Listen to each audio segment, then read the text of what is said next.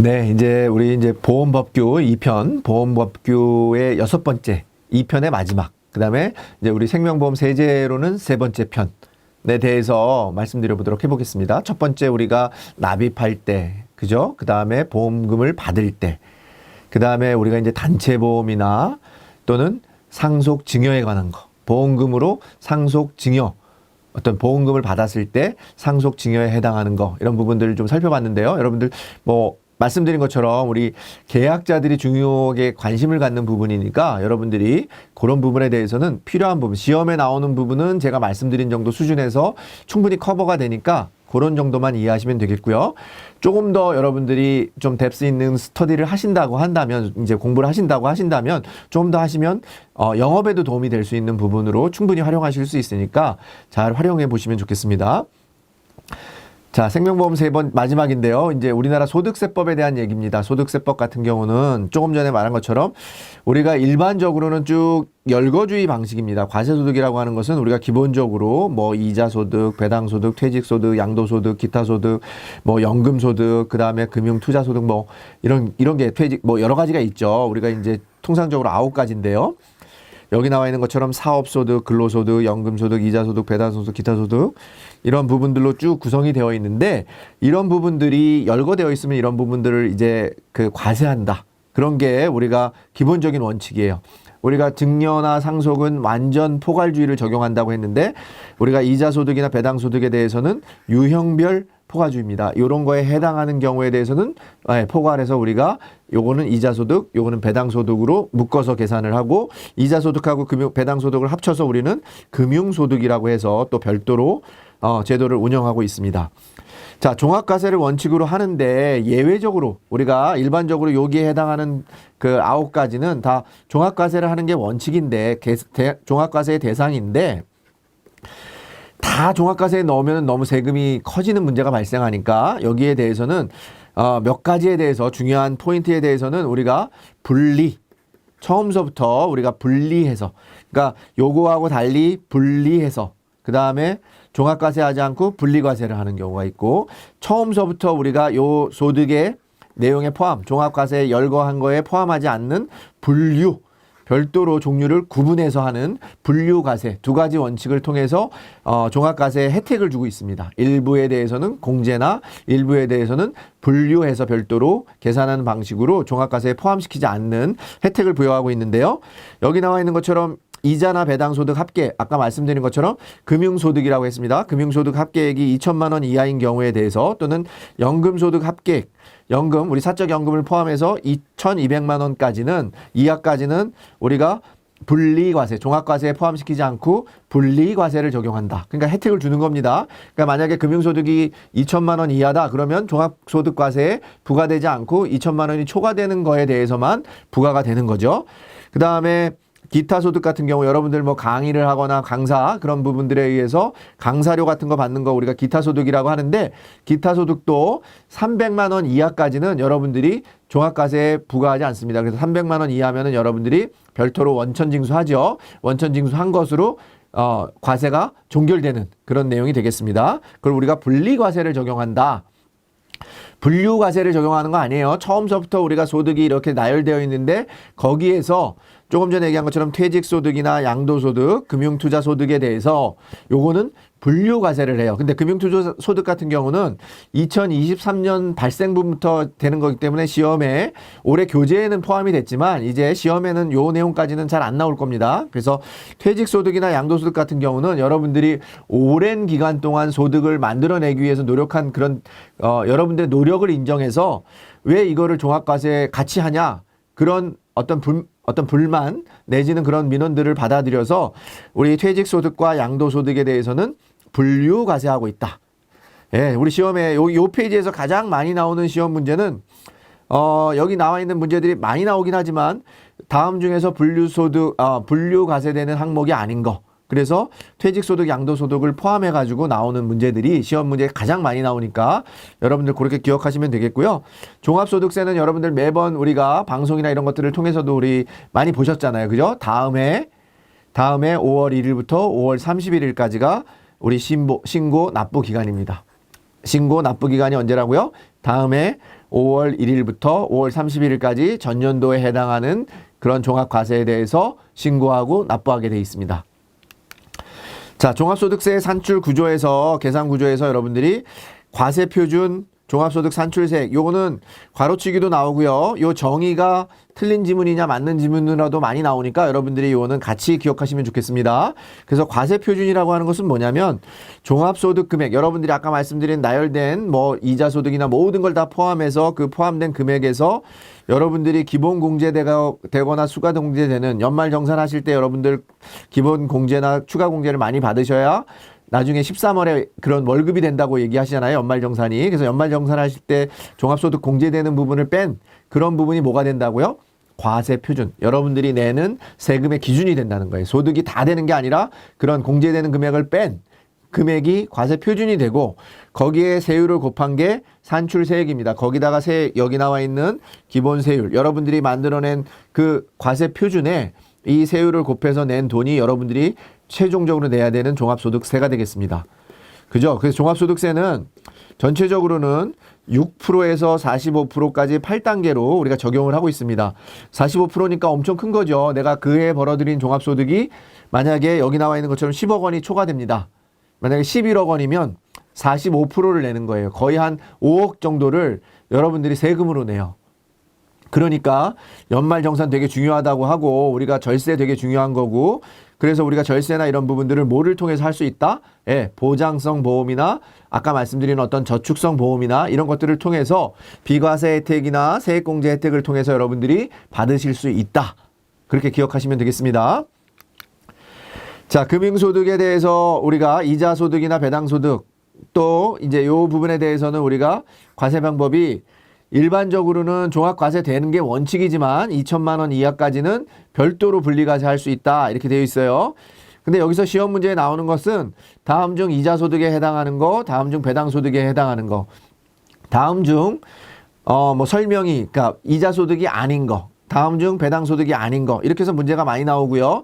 제가 오른쪽에 빨간 거 표시했는데 앞에 뭐 이 부분에 대해서는 다 이자니까 이자소득이라고 하는 부분이 여러분들 좀 일반적으로 이해가 될 겁니다. 근데 우리가 배당이라고 딱 해서 돈을 주는 거는 딱 배당이라고 알겠지만 그게 아닌 집합투자기구로부터 받는 우리가 펀드나 이런 거에서 받는 그런 돈이 있잖아요. 그런 부분들은 우리가 이자라고 생각할 수 있는데 그거는 이자가 아니라 뭐라고요?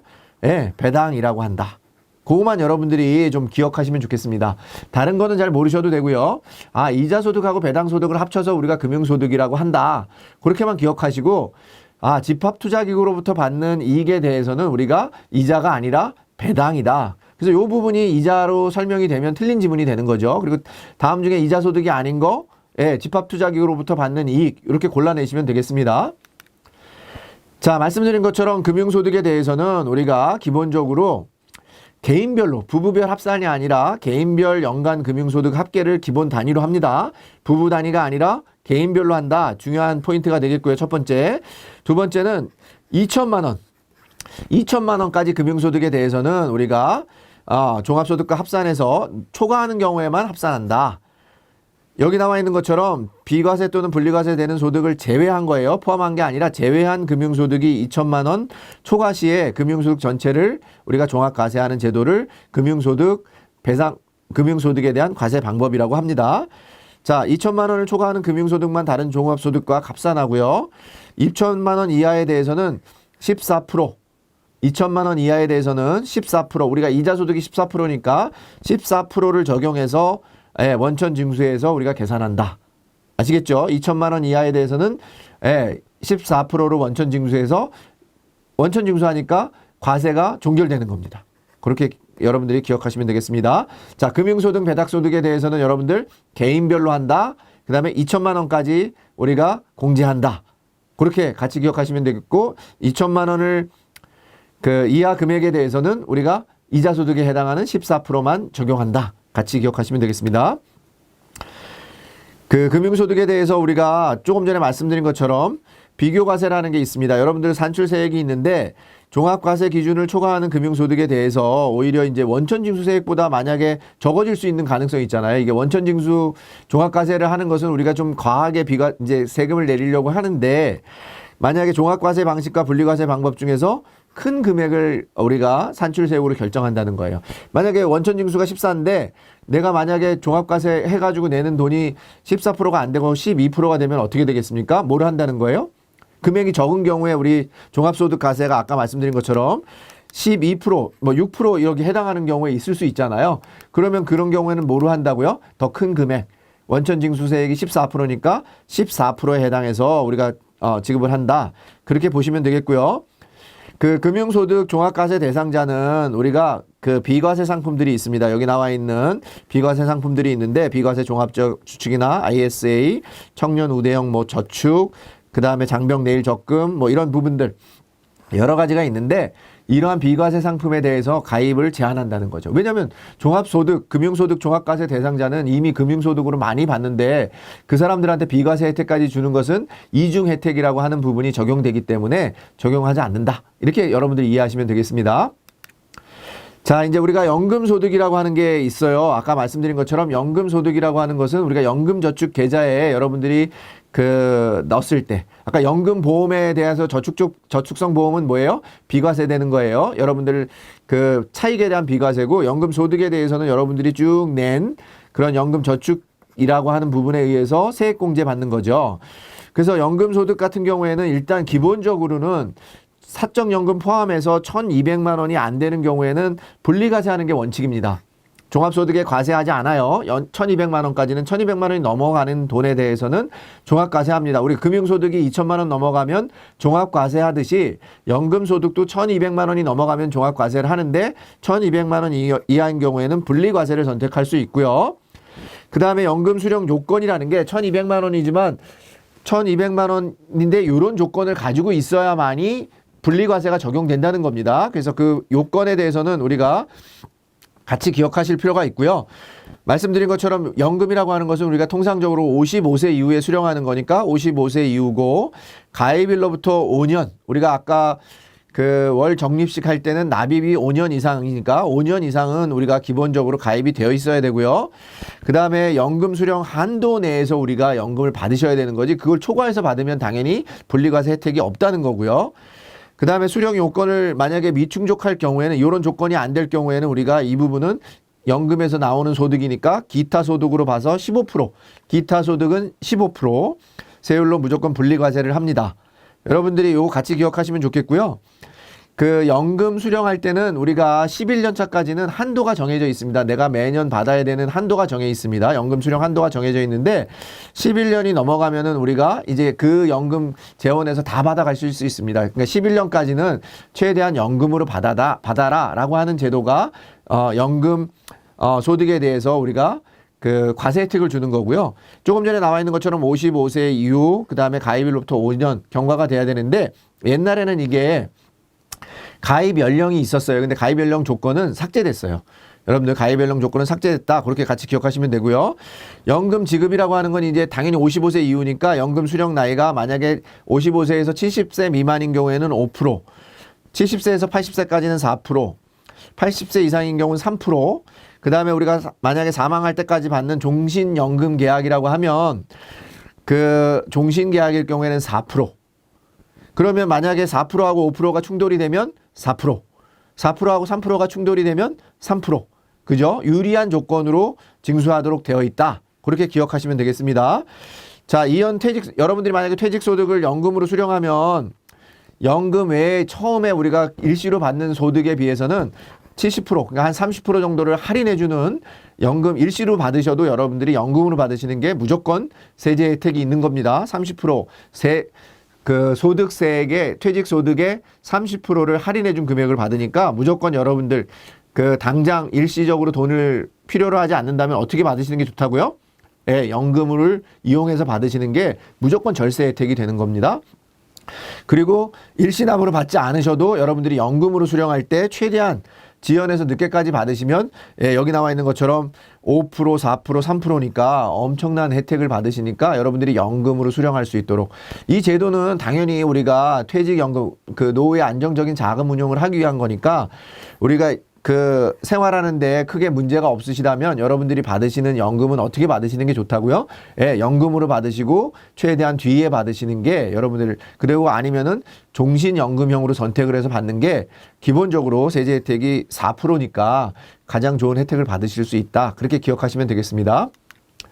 자, 보험설계사의 세제는 뭐 지금까지 나온 것들이 세제 문제는 거의 다 출제가 되니까 여러분들 반드시 중요한데, 보험설계사의 세제는요 매 시험마다 나옵니다.